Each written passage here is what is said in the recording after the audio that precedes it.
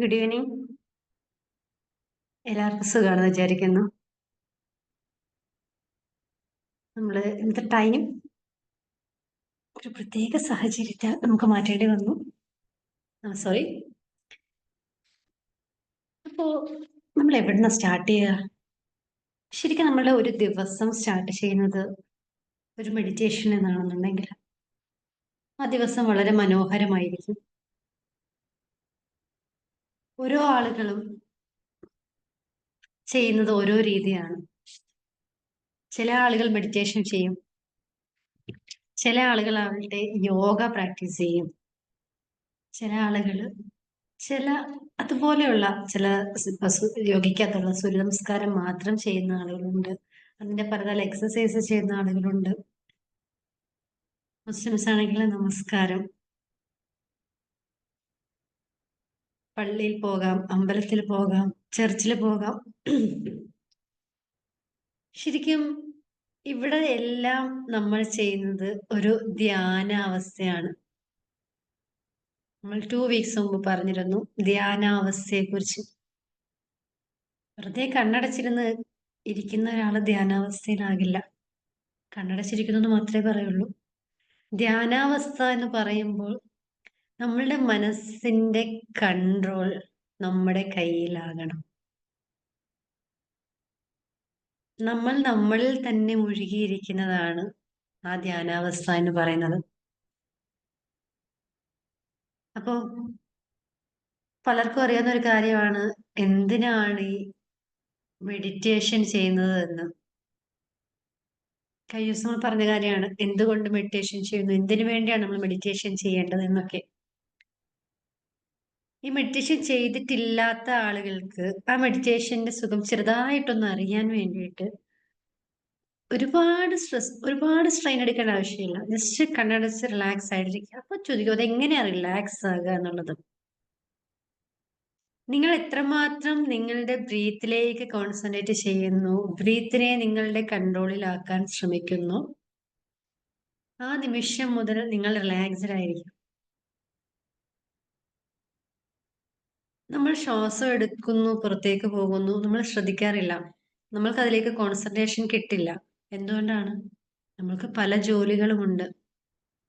അപ്പോൾ നമ്മൾ ശ്വാസത്തിലേക്ക് ശ്രദ്ധിക്കണമെന്നുണ്ടെങ്കിൽ ഈ പല ജോലികൾ ഒഴിവാക്കിയിട്ട് ഇതിലേക്ക് മാത്രം ശ്രദ്ധിച്ചാലേ ഇതിൽ നമുക്ക് ഫോക്കസ് ചെയ്യാൻ കഴിയുള്ളൂ. അതിനെയാണ് നമ്മൾ മെഡിറ്റേഷൻ എന്ന് പറയുന്നത്. അല്ലെങ്കിൽ പലരും പല പേരിട്ട് വിളിക്കുന്നുണ്ട് അതിന്. നിങ്ങൾക്ക് എന്ത് വേണമെങ്കിലും അതിനെ വിളിക്കാം. അപ്പൊ ജസ്റ്റ് ഒന്ന് പ്രാക്ടീസ് ചെയ്ത് നോക്കിയാലോ നമുക്ക്? ബ്രീത്തിനെ കൺട്രോളിലാക്കാൻ പെട്ടെന്നൊന്നും പിടികിട്ടുന്ന സാധനമല്ല നമ്മുടെ ബ്രീത്ത് എന്നുള്ളത്. നിസ്സാരക്കാരനല്ല. ബ്രീത്തിനെ കോൺസെൻട്രേറ്റ് സോ ഈസി എന്നൊക്കെ നിങ്ങൾ വിചാരിക്കുമായിരിക്കും. പക്ഷേ it's not so easy. It will take time. കുറച്ച് ടൈം എടുക്കും നമുക്കതൊന്ന് നമ്മുടെ ബ്രീത്തിനെ നമുക്കൊന്ന് അനലൈസ് ചെയ്ത് നമുക്ക് അതിലേക്ക് ഫോക്കസ് കൊടുക്കാനായിട്ട്. നമുക്കൊന്ന് ട്രൈ ചെയ്യാം. ഇങ്ങനെ ചെയ്തോളുക. ശ്വാസം മുകളിലേക്ക് എടുക്കുക, ബ്രീത്തിന് ചെയ്യുക, ഹോൾഡ് ഓൺ ചെയ്യുക, ബ്രീത്ത് ഔട്ട്. വേറെ ഒന്നും നിങ്ങൾ ചെയ്യണ്ട. Breath in, hold on, breath out. ഇത്ര മാത്രം.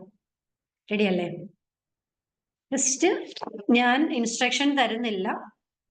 കാരണം നിങ്ങളുടെ ഓരോരുത്തരുടെയും ബ്രീത്ത് ഡിഫറെന്റ് ആയിരിക്കും. ഇപ്പൊ ഡിഫറെന്റ് ആയിട്ടുള്ള രീതിയിലായിരിക്കും. ഞാൻ ഈ ശ്വാസം എടുക്കുന്ന സമയത്ത് എനിക്ക് ഈ ടൈം എടുക്കുന്ന ടൈം ആയിട്ടില്ല നിങ്ങളുടെ അതായിരിക്കും നിങ്ങൾക്ക് കൂടുതൽ സുഖകരം. നിങ്ങൾക്ക് കൂടുതൽ സുഖകരമായിട്ടുള്ള ബ്രീത്ത് എങ്ങനെയാണോ ആ ഒരു ബ്രീത്ത് നിങ്ങൾ ചെയ്യുക. ഓക്കെ, ജസ്റ്റ് റിലാക്സ് ആകുക. ഞാൻ ബ്രീത്ത് ഇൻ ബ്രീത്ത് ഔട്ട് പറയാം, പക്ഷെ നിങ്ങളുടെ ഇഷ്ടത്തിന് നിങ്ങൾ ബ്രീത്ത് ഇൻ ബ്രീത്ത് ഔട്ട് ചെയ്തു പോകാം. മനസ്സിലായിക്കാണെന്ന് വിചാരിക്കുന്നു. Take a deep breath in, hold on, breathe out slowly. Again take a deep breath in, hold on, breathe out slowly. Complete focus നിങ്ങൾ നിങ്ങളുടെ ബ്രീത്തിലേക്ക് തന്നെ കൊണ്ടുവരണം. ശ്വാസം ഉള്ളിലേക്ക് എടുക്കുന്നതും ഇത് ഹോൾഡ് ചെയ്ത് പുറത്തേക്ക് വിടുന്നതിലും തന്നെ കോൺസെൻട്രേഷൻ കൊടുക്കുക.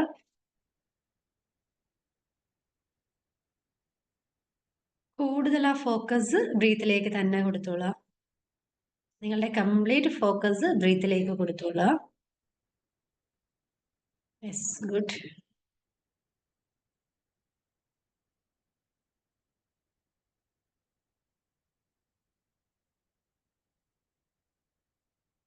കംപ്ലീറ്റ് ആ ഒരു ബ്രീത്ത് നിങ്ങൾ ഉള്ളിലേക്ക് എടുക്കുന്നതും പുറത്തേക്ക് പോകുന്നതും നന്നായിട്ട് എൻജോയ് ചെയ്തോളാം. ഇനി മുതൽ ഓരോ തവണ നിങ്ങൾ ബ്രീത്ത് എടുക്കുമ്പോഴും നിങ്ങൾ കൂടുതൽ റിലാക്സ്ഡ് ആകുന്നതായിട്ട് എനിക്കറിയാം. ജസ്റ്റ് കണ്ണടച്ചോളുക, ചുറ്റൊന്നും ശ്രദ്ധിക്കേണ്ട. കൂടുതൽ കൂടുതൽ റിലാക്സ്ഡ് ആക്കുന്നതായി നിങ്ങൾക്ക് ഫീൽ ചെയ്യുന്നതായിരിക്കും. ആ ഒരു ബ്രീത്തിലേക്ക് തന്നെ ഫോക്കസ് ചെയ്തോളാം. Just feel it. അത് എൻജോയ് ചെയ്തോളുക ആ ബ്രീത്തിനെ. അതിൽ നിന്ന് കിട്ടുന്ന കാംനെസ് ഫീൽ ചെയ്തോളുക. ആ ഒരു റിലാക്സേഷൻ നന്നായിട്ട് നിങ്ങളുടെ ബോഡിയും മൈൻഡും ഇപ്പോൾ കംപ്ലീറ്റ്ലി ഒരു റിലാക്സിങ് സ്റ്റേജിലേക്ക് പോകുന്നതായിട്ട് നിങ്ങൾക്ക് അറിയാൻ കഴിയുന്നുണ്ട്. Yes, good. കൂടുതൽ റിലാക്സ്ഡ് ആകുക. വീണ്ടും നിങ്ങളുടെ കംപ്ലീറ്റ് ഫോക്കസ് നിങ്ങളുടെ ബ്രീത്തിലേക്ക് തന്നെ കൊടുത്തോളാം.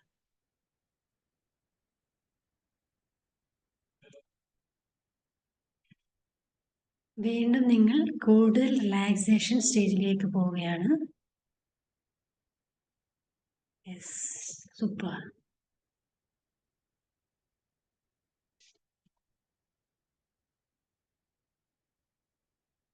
ആ ഒരു റിലാക്സേഷൻ മോഡിൽ എൻജോയ് ചെയ്തൊരു നിമിഷം നിങ്ങൾ ഇരുന്നോളുക.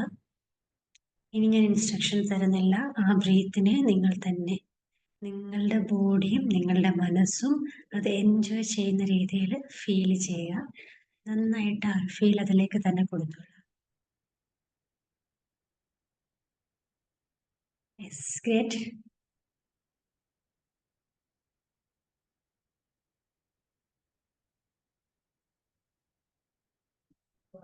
Feel it.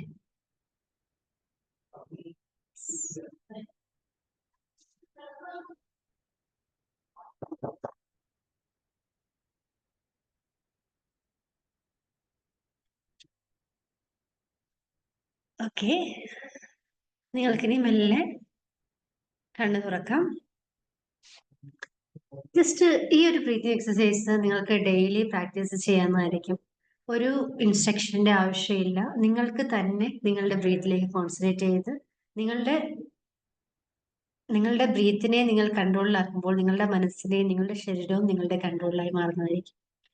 അപ്പം ഡെയിലി നിങ്ങൾ ഇത് പ്രാക്ടീസ് ചെയ്യുകയാണെങ്കിൽ നിങ്ങളുടെ ഒരു ദിവസത്തിന്റെ തുടക്കം ഇവിടെ നിന്നാണെന്നുണ്ടെങ്കിൽ തീർച്ചയായും ആ ദിവസം വളരെ മനോഹരമായിരിക്കും. ചില എൻ്റെ മുസ്ലിം ഫ്രണ്ട്സ് മീൻസ് ഞാൻ ഉൾപ്പെടെയുള്ള ഫ്രണ്ട്സ് എക്സ്പീരിയൻസ്ഡ് ആയിട്ടുള്ള ഒരു കാര്യമാണ്. രാവിലെ സുബഹി എന്ന് പറയുന്നൊരു നമസ്കാരമുണ്ട്. ഏർലി മോർണിംഗ് നമസ്കാരമാണ്.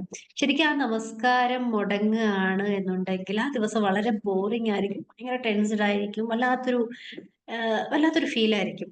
അതല്ല, ആ ദിവസത്തിന്റെ തുടക്കം ആ നമസ്കാരത്തിലാണ്, വെറുതെ ആക്കിക്കൂട്ടിയുള്ളതല്ല. ആ ഒരു ഫീലിൽ നമസ്കരിക്കുകയാണെങ്കിൽ ആ ദിവസം വളരെ മനോഹരമായിരിക്കും. അതുപോലെ തന്നെ നമ്മള് ഹിന്ദുസ് ഫ്രണ്ട്സ് ആണെങ്കിലും രാവിലെ കോളേജിൽ ഹോസ്റ്റലിലൊക്കെ പഠിക്കുന്ന സമയത്ത് ഒരു പ്രാർത്ഥനയിൽ മുഴുകാറുണ്ട്. അതായത് എന്തെന്ന് വെച്ചാൽ ഒരു ഓം എന്ന് പറയുന്ന സൗണ്ട്.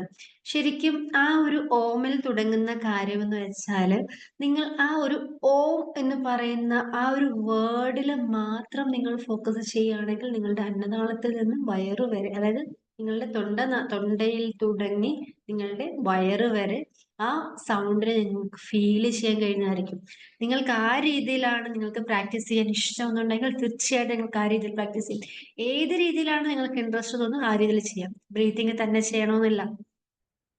അതല്ല, നിങ്ങൾക്ക് വേറെ എന്തെങ്കിലും ചാന്റ് ചെയ്യുന്നതാണ് ഇഷ്ടമാണെന്നുണ്ടെങ്കിൽ അങ്ങനെ ചെയ്യും. പക്ഷെ നിങ്ങൾ എങ്ങനെയാണ് ചെയ്യുന്നത്, എന്താണ് ചെയ്യുന്നത് എങ്കിലും നിങ്ങളുടെ കംപ്ലീറ്റ് ഫോക്കസ് നിങ്ങൾ അതിലേക്ക് കൊടുക്കേണ്ടതാണ്. ഇപ്പൊ ഓം പറയുകയാണെങ്കിൽ നമുക്കൊന്ന് ട്രൈ ചെയ്ത് നോക്കാം. ഓം.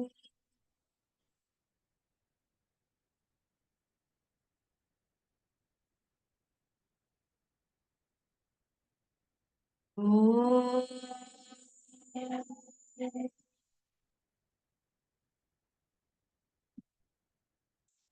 വൈബ്രേഷൻ നമ്മളുടെ വായിലൂടെ എവിടെയോ വൈബ്രേറ്റ് ചെയ്യുന്ന ഒരു ഫീലാണ്. ശരിക്കും ഓം ഓം ഓം എന്ന് വേണമെങ്കിൽ വെറുതെ പറയാം. അതല്ലാതെ ഈ ഒരു ഫീല് ചെയ്തുള്ള ഓം, ആ ഒരു ഓം എന്ന് പറയുമ്പോൾ ബോഡി ഫുൾ വൈബ്രേറ്റ് ചെയ്യുന്ന വല്ലാത്തൊരു എനർജി ഫീൽ ആയിരിക്കും. ഒരു പോസിറ്റീവ് എനർജിയുടെ ഫീൽ ആയിരിക്കും നിങ്ങൾക്ക് തരുന്നത്. ശരിക്കും ഞാൻ ആ ഒരു ഓം പറഞ്ഞപ്പോൾ തന്നെ ഒരു വല്ലാത്ത ദേഹമൊക്കെ ഇങ്ങനെ കോരിത്തരിച്ച് വല്ലാത്തൊരു എനർജി ഫീലാണ്. കാരണം അത് നമ്മൾ കുറച്ചുകൂടെ കോൺസെൻട്രേറ്റ് ചെയ്യുന്ന സമയത്ത് കൂടുതൽ നമ്മൾ അതിലേക്ക് തന്നെ ഇൻവോൾവ്ഡ് ആകുകയും നമ്മൾക്കതിന് വല്ലാത്തൊരു ഇൻട്രസ്റ്റ് തോന്നുകയും ചെയ്യും. ഇൻട്രസ്റ്റ് എന്ന് വെച്ചാൽ നമ്മളിൽ പോസിറ്റീവ് എനർജി വരുന്നതായിട്ട് നമുക്ക് ഫീൽ ആകും. നമ്മൾ ഓരോ തവണയും ആ ഓം, ആ ഉച്ചാരണം, ഞങ്ങൾ പണ്ട് കോളേജിൽ പഠിച്ചിരിക്കുന്ന സമയത്ത് നമുക്ക് ഫസ്റ്റ് ഒരു ശ്ലോകമുണ്ട്. അതായത് പ്രാർത്ഥനയാണ്. ഓം നമാമി ധന്വന്തരി.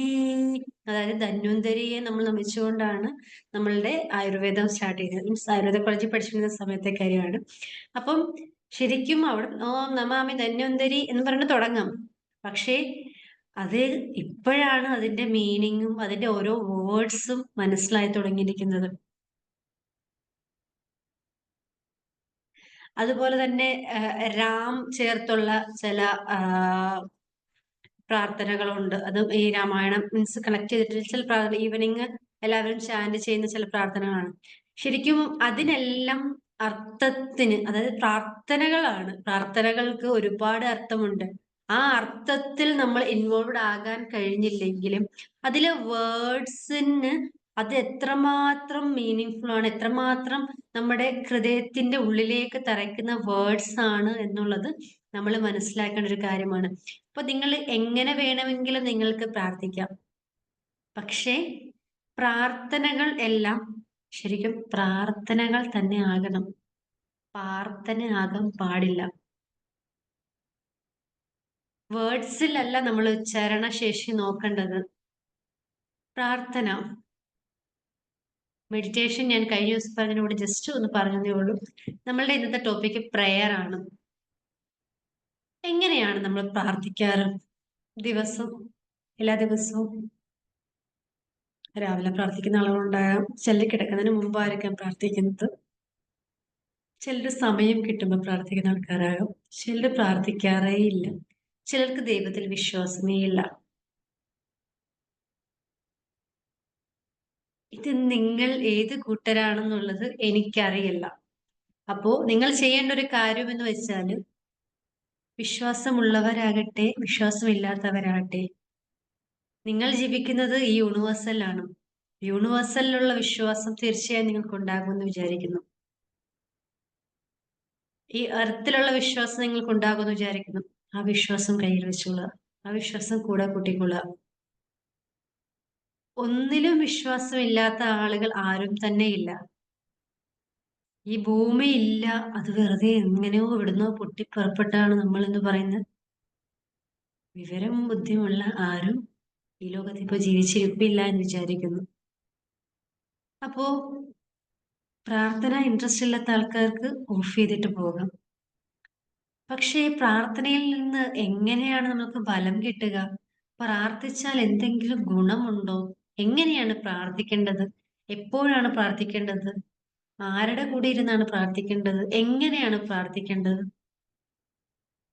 ആ പ്രാർത്ഥനയെ കുറിച്ച് നമുക്കൊന്ന് പഠിച്ചാലോ? ഇപ്പോൾ നിങ്ങൾ രോഗിയാണെന്ന് വിചാരിക്കുക. മനുഷ്യരാണ്, എപ്പോ വേണമെങ്കിലും രോഗം വരാം, ആരോഗ്യത്തോടെ ഇരിക്കുകയും ചെയ്യാം.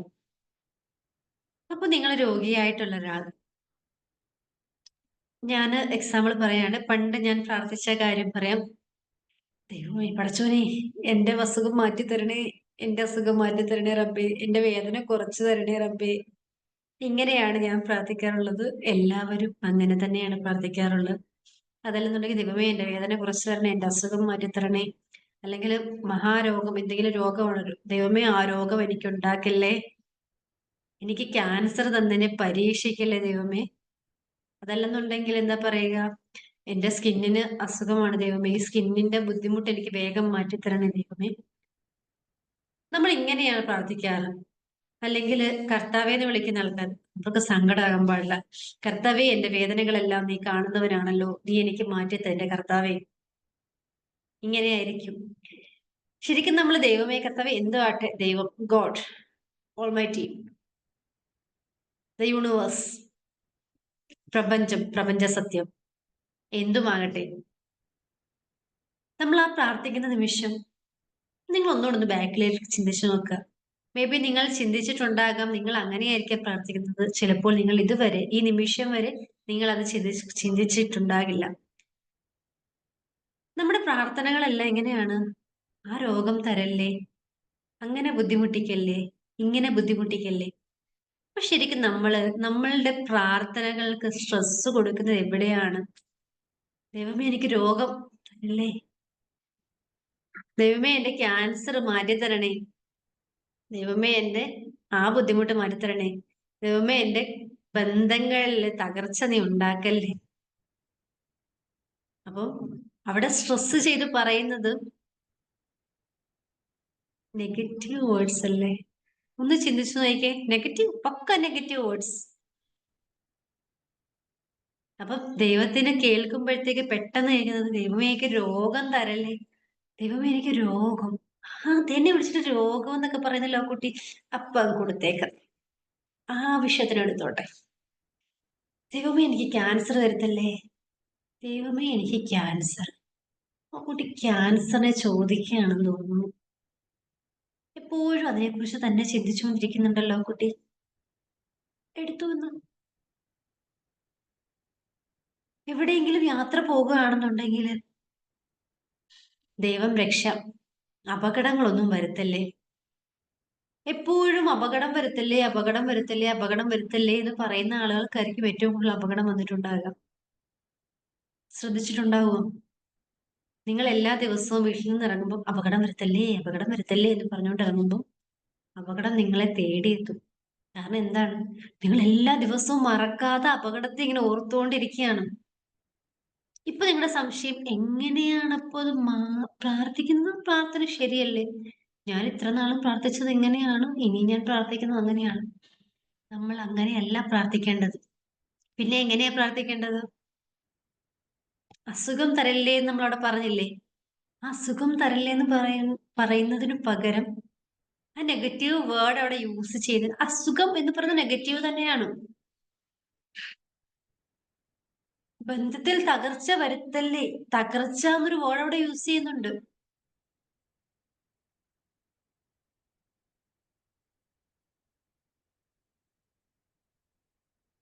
പിന്നെ എങ്ങനെയെന്നല്ലേ? നേരെ ഓപ്പോസിറ്റ്. രോഗത്തിന്റെ ഓപ്പോസിറ്റ് എന്താണ്? ആരോഗ്യം. നിങ്ങളിൽ എത്ര പേരുണ്ട് ദൈവമേ എനിക്ക് ആരോഗ്യം തരണേ, ഞാൻ എപ്പോഴും ആരോഗ്യവാനായിരിക്കണേ, എനിക്ക് സമ്പത്തും സമൃദ്ധിയും തരണേ എന്ന് പറയുന്ന എത്ര പേരുണ്ട്? പട്ടിണി കിടത്തല്ലേ ദൈവമേ, ദാരിദ്ര്യം തരല്ലേ ദൈവമേ, എന്നെ എങ്ങനെയെങ്കിലും ദാരിദ്ര്യത്തിൽ നിന്ന് കരകയറ്റണേ, എന്റെ കടങ്ങൾ വീട്ടണേ. കടം കടം കടം, ദാരിദ്ര്യം ദാരിദ്ര്യം ദാരിദ്ര്യം. ഇതുപോലെയുള്ള നെഗറ്റീവ് വേർഡ്സ് നിങ്ങൾ നിങ്ങളുടെ ലൈഫിൽ, പ്രാർത്ഥനയിൽ, പ്രത്യേകിച്ച് പ്രാർത്ഥനകളിൽ നിങ്ങൾ യൂസ് ചെയ്യുകയാണെങ്കിൽ നിങ്ങളിലേക്ക് അത് എത്തിച്ചേരാനുള്ള സാധ്യതയായിരിക്കും കൂടുന്നത്. ശരിക്കും അത് അഫർമേഷൻസ് ആണ്. നമ്മുടെ സെൽഫും ഗോഡും തമ്മിലുള്ള ഒരു കണക്ഷൻ. അപ്പൊ ആ കണക്ഷൻ എപ്പോഴും നമ്മൾ സൂപ്പറായി കീപ്പ് ചെയ്യണം. ഗോഡുമായിട്ടുള്ള കണക്ഷൻ ബെറ്റർ ആക്കണം. എങ്ങനെ ബെറ്റർ ആക്കും? എങ്ങനെ ബെറ്റർ ആക്കും? എപ്പോഴും സന്തോഷവാനായിരിക്കണം. എന്റെ സങ്കടങ്ങളെല്ലാം മാറ്റിത്തരണേ എന്ന് പറയുന്നതിന് പകരം എന്റെ ജീവിതത്തിൽ എപ്പോഴും സന്തോഷവും സമാധാനവും തരണേ ദൈവമേ. പ്രാർത്ഥന മാറിയില്ലേ? അപ്പൊ നമ്മളുടെ മനസ്സിലും ജസ്റ്റ് ഒന്ന് മനസ്സിലൊന്ന് ചിന്തിച്ചു നോക്കുക. സന്തോഷവും സമാധാനവും തരണേ എന്ന് പറയുമ്പോഴേക്കും ശരിക്കും നമ്മുടെ മനസ്സിലേക്ക് വരുന്നത് സന്തോഷവും സമാധാനത്തിന്റെ മുഖമല്ലേ? നമ്മൾ സന്തോഷത്തോടെ ഇരിക്കുന്ന മുഖത്ത് ദൈവമേ എന്റെ ജീവിതം സന്തോഷവും സമാധാനവും ഉള്ളതാക്കണേ എന്ന് പറയുമ്പോൾ ശരിക്കും എവിടുന്നോ എങ്ങനെ ഒരു സന്തോഷവും സമാധാനവും നമ്മുടെ അടുത്തേക്ക് വരുന്നത് പോലെ തോന്നും. അതെല്ലാം തിരിച്ച് ദൈവമേ എന്റെ കഷ്ടപ്പാട് മാറ്റിത്തരണേ ദൈവമേ, എന്റെ ദുരിതങ്ങളൊക്കെ മാറ്റിത്തരണേ ദൈവമേ എന്ന് പറയുമ്പോഴേക്കും നമുക്ക് സങ്കടമാണ് വരുന്നത്. അല്ലേ? ദൈവമേ എന്റെ ദുരിതങ്ങളും കഷ്ടപ്പാടും മാറ്റിത്തരണേ എന്ന് ചിലർ പറയാറുണ്ട്. ചിലർ കരഞ്ഞുകൊണ്ട് പറയാറുണ്ട്. അവിടെ നിങ്ങൾക്ക് സങ്കടമല്ലേ വരുന്നേ? അതോ സന്തോഷമാണോ വരുന്നത്? സന്തോഷമാണോ വരുന്നെന്നുണ്ടെങ്കിൽ എന്തോ ഒരു കുഴപ്പമുണ്ട്. സങ്കടമാണ് വരുന്നുണ്ടെങ്കിൽ സെറ്റാണ്. അപ്പൊ സങ്കടം മാറ്റണേ എന്നല്ല നമ്മൾ പ്രാർത്ഥിക്കേണ്ടത്, സന്തോഷവും സമാധാനവും തരണേ എന്നുള്ളതാണ്. ഐശ്വര്യം തരണേ എന്നുള്ളതാണ്. നല്ല ആരോഗ്യം തരണേ എന്നുള്ളതാണ്. സമ്പാദ്യം തരണേ എന്നുള്ളതാണ്. കടം വീട്ടാനെന്നല്ല. സമ്പത്ത് ഉണ്ടാകണം, സമ്പാദ്യം തരണം. അപ്പം നിങ്ങളുടെ ലൈഫിൽ നിങ്ങൾ നെഗറ്റീവായിട്ടുള്ള കാര്യങ്ങൾ നിങ്ങളുടെ പ്രാർത്ഥനകളിൽ നിന്ന് ഒഴിവാക്കുക. ഈ നിമിഷം മുതൽ നിങ്ങൾ ഇന്ന് രാത്രി ഉറങ്ങാൻ കിടക്കുമ്പോൾ നിങ്ങൾ പ്രാർത്ഥിച്ചിട്ട് കിടക്കുന്ന ആളുകളാണെങ്കിൽ ഈ നിമിഷം മുതൽ നിങ്ങൾ അത് ചേഞ്ച് ചെയ്യുക. നമ്മളുടെ പ്രാർത്ഥനകളെല്ലാം യാഥാർത്ഥ്യങ്ങളാണ്, അതെല്ലാം സത്യമാണ്, അതെല്ലാം ഒരു ദിവസം എന്നെങ്കിലും ഒരു ദിവസം സത്യമാകേണ്ട ഒന്നാണ്. അപ്പൊ നമ്മൾ പ്രാർത്ഥനകൾ സൂക്ഷിച്ചാകുക, സൂക്ഷിച്ച് പ്രാർത്ഥിക്കുക. സൂക്ഷിക്കാൽ ദുഃഖിക്കേണ്ട എന്നല്ല, സൂക്ഷിച്ച് പ്രാർത്ഥിച്ചാൽ, പ്രാർത്ഥനയിൽ നിങ്ങൾ സൂക്ഷ്മത വരുത്തുകയാണെങ്കിൽ നിങ്ങൾ ആഗ്രഹിച്ച എന്തും നിങ്ങൾക്ക് നേടിയെടുക്കാൻ പറ്റും, വെറും പ്രാർത്ഥനയിലൂടെ മാത്രം. റൈറ്റ്, അതാണ് മൈൻഡിന്റെ പവർ.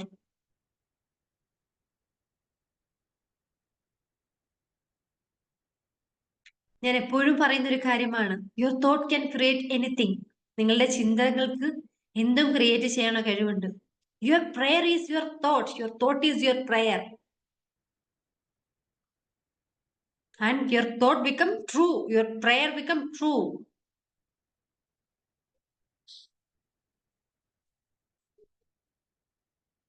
അപ്പോ നമ്മൾ ചിന്തിക്കുന്നതിലും ശ്രദ്ധിക്കണം. ഒരു സമാധാനം, എന്തൊരു സമാധാനക്കേടാ, എന്തൊരു ആശ്വാസാണ്. എന്റെ ഫേസ് കാണുമ്പോൾ ഒരു ഹാപ്പിനെസ് ആണ്. എന്റെ ഫേസ് വല്ലാണ്ട് ഡള്ളായിരിക്കണല്ലോ. നമ്മൾ എന്ത് വേർഡാണോ, നമ്മൾ എന്ത് ചിന്തകളാണോ നമ്മളുടെ ജീവിതത്തിൽ ഓരോ നിമിഷവും നമ്മൾ ചിന്തിക്കുന്നത്, നമ്മൾ പ്രാർത്ഥിക്കുന്നത്, ആ പ്രാർത്ഥനകളെ റിയാലിറ്റി ആക്കാൻ കഴിയും. സൂക്ഷിച്ച് ചിന്തിച്ചുകൊള്ളുക, സൂക്ഷിച്ച് പ്രാർത്ഥിച്ചുകൊള്ളുക. നിങ്ങൾ ആരുടെയെങ്കിലും ദ്രോഹം കാണാൻ നിങ്ങൾ പ്രാർത്ഥിക്കുകയാണ് എന്നുണ്ടെങ്കിൽ, നിങ്ങൾ ചിന്തിക്കുകയാണ് എന്നുണ്ടെങ്കിൽ തീർച്ചയായും അത് തിരിച്ചടിക്കുമെന്ന് പഴയ ആളുകൾ പറയാറുണ്ട്. അതെങ്ങനെയാ തിരിച്ചടിക്കുന്നത്?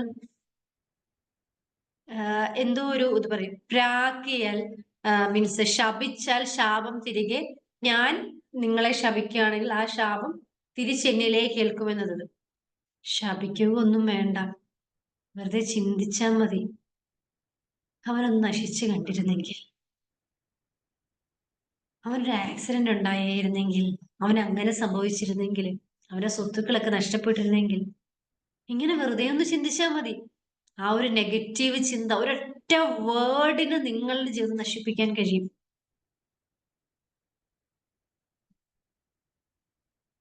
അപ്പൊ നമ്മൾ മറ്റുള്ളവരുടെ കാര്യത്തിൽ ഇടപെടത്തില്ലെങ്കിൽ ഇടപെടണ്ട. നല്ലതും തിന്മയും ഒന്നും നോക്കണ്ട, സ്വന്തം കാര്യം നോക്കുകയാണെങ്കിൽ പോലും ആ എന്റെ നന്മ, എന്റെ ആരോഗ്യം, എന്റെ സമാധാനം നിങ്ങളിലേക്ക് തന്നെ ഫോക്കസ് ചെയ്തു. അതല്ല, നിങ്ങൾക്ക് നിങ്ങളിൽ അധികം സ്നേഹമുണ്ടെങ്കിൽ നിങ്ങൾക്ക് മറ്റുള്ളവർക്ക് ഷെയർ ചെയ്യാം. ഷെയർ ചെയ്യുമ്പോൾ എന്താ ചെയ്യാം? പോസിറ്റീവ് ആയിട്ടുള്ള കാര്യങ്ങൾ ഷെയർ ചെയ്യുക, സ്നേഹം കൊടുക്കുക. നമ്മൾക്ക് അവരോട് ദേഷ്യം ഉണ്ടെങ്കിൽ ആ ദേഷ്യം ഷെയർ ചെയ്യാതിരിക്കുക, അവരോട് വൈരാഗ്യം ഉണ്ടെങ്കിൽ അത് വിട്ടുകൊടുക്കുക.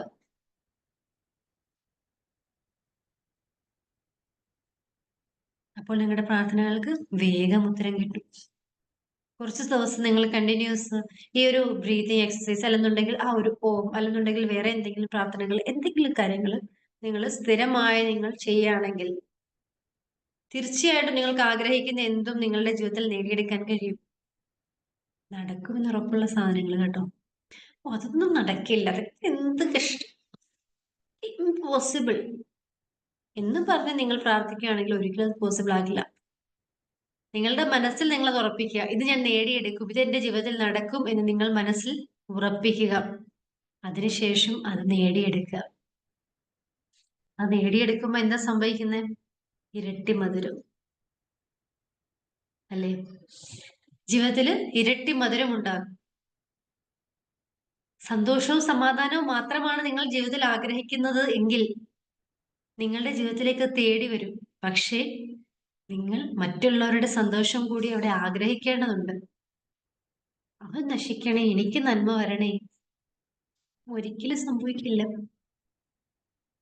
അപ്പോ നമ്മുടെ പ്രാർത്ഥനകളിൽ എല്ലായ്പ്പോഴും നമ്മൾ ശ്രദ്ധിക്കേണ്ടത് അവിടെ നെഗറ്റീവ് വേർഡ്സ് നമ്മൾ യൂസ് ചെയ്തിട്ടില്ല, നെഗറ്റീവ് തോട്ട് നമ്മൾ അവിടെ കൊടുത്തിട്ടില്ല, നെഗറ്റീവ് അഫർമേഷൻസ് അവിടെ യൂസ് ചെയ്തിട്ടില്ല എന്ന് നമ്മൾ നമ്മളുടെ ഓരോ പ്രാർത്ഥനകളിലും നമ്മൾ ഓർമ്മിക്കേണ്ടതാണ്. ഓരോ തവണ റിമൈൻഡർ സെറ്റ് ചെയ്യണം, നെഗറ്റീവ് ഒന്നും യൂസ് ചെയ്തിട്ടില്ല എന്നുള്ളത്. ഞാൻ കഴിഞ്ഞ ദിവസം എന്റെ മോൾക്കൊരു ഓഫർ കൊടുത്തു. അവളുടെ ബർത്ത്ഡേ ആണ് വരുന്നത്. അവളോട് ഞാൻ പറഞ്ഞു, ഇന്നു മുതൽ കുരുത്തക്കേടുകൾ കാണിക്കാൻ പാടില്ല, നന്നായിട്ട് പഠിക്കണം, പറഞ്ഞാൽ കേൾക്കണം, ഭക്ഷണം കഴിക്കണം, കരയാൻ പാടില്ല, ഇങ്ങനെ കുറെ ഇൻസ്ട്രക്ഷൻസ് കൊടുത്തിട്ട് പറഞ്ഞു, ഇതിലേതെങ്കിലും നീ തെറ്റിക്കുകയാണെങ്കിൽ നിന്റെ ഒരു പോയിന്റ് കുറയുമെന്ന് പറഞ്ഞു. അവള്, ഓ എനിക്ക് പോയിന്റ് കുറയും, ഞാൻ പോയി വേഗം ചെയ്യട്ടെ, ഓ എനിക്ക് പോയിന്റ് കുറയും, ഞാൻ പോയി വേഗം ചെയ്യട്ടെ, ആ ഒരു മൈൻഡില്. കാരണം ചിലർ പറയും കുട്ടികളെ ഒന്നും കൊടുക്കാന്ന് പറഞ്ഞു വാശി പിടിപ്പിക്കരുത്, ശീലിപ്പിക്കരുത്, അങ്ങനെ പറയരുത്, ഇങ്ങനെ പറയരുത്. ചിലത് നമുക്ക് ഫണ്ണായിട്ട് ചെയ്യുന്ന ചില കാര്യങ്ങൾ നമ്മുടെ ജീവിതത്തിൽ ആപ്ലിക്കബിൾ ആകും. അതായത് നമ്മുടെ കുട്ടികൾ വിചാരിക്കും അത് നല്ലതല്ല എന്നൊരു തോട്ട് അവരുടെ മൈൻഡിൽ കൊടുക്കുന്ന രീതിയിലാണെങ്കിൽ തീർച്ചയായിട്ടും നമ്മൾക്ക് ആ ഒരു രീതിയിൽ ചെയ്യാൻ കഴിയും. അപ്പോ അവർ ഒന്നുകൂടി കെയർ ചെയ്യും, അതായത് അവരവിടെ സൂക്ഷ്മത പാലിക്കാൻ ശ്രമിക്കും. അപ്പൊ നമ്മളും ശ്രദ്ധിക്കേണ്ടത് എല്ലായ്പ്പോഴും പ്രാർത്ഥനകളിൽ മാത്രമല്ല, നമ്മുടെ ജീവിതത്തിൽ ഓരോ നിമിഷത്തിലും നമ്മൾ സൂക്ഷ്മത പാലിക്കേണ്ടതാണ്. ഓക്കെ, എല്ലാവരും ഇനി പ്രാർത്ഥനകളിൽ ശ്രദ്ധിക്കുമെന്ന് വിചാരിക്കുന്നു. Thank you so much. Thank you all. ഇന്നത്തെ ടോപ്പിക് എല്ലാവർക്കും മനസ്സിലായെന്ന് വിചാരിക്കുന്നു. ആർക്കെങ്കിലും എന്തെങ്കിലും ഡൗട്ട്സ് ഉണ്ടെങ്കിൽ ചോദിക്കാം. It's your time. Lissy ma'am, hi.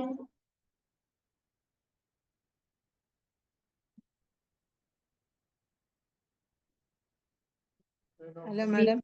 ഓണാക്കിയിരുന്നെങ്കിൽ നല്ലതായിരുന്നു. വീഡിയോ.